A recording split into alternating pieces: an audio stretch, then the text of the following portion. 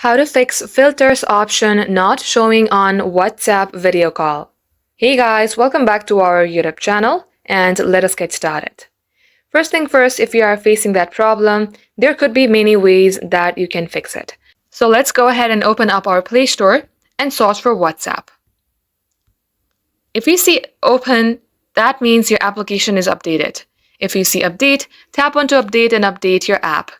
Once you do so, head over to your settings. Scroll all the way below until you see the option of apps. Tap onto apps and here again, search for WhatsApp.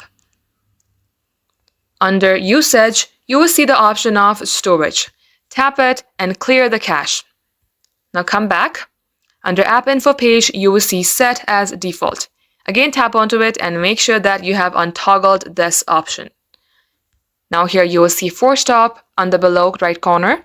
Tap onto it, then tap OK. Once you do all that, restart your device and this shall definitely fix your problem. That is all for today, guys. Thank you for watching. We will catch you up in our next upload.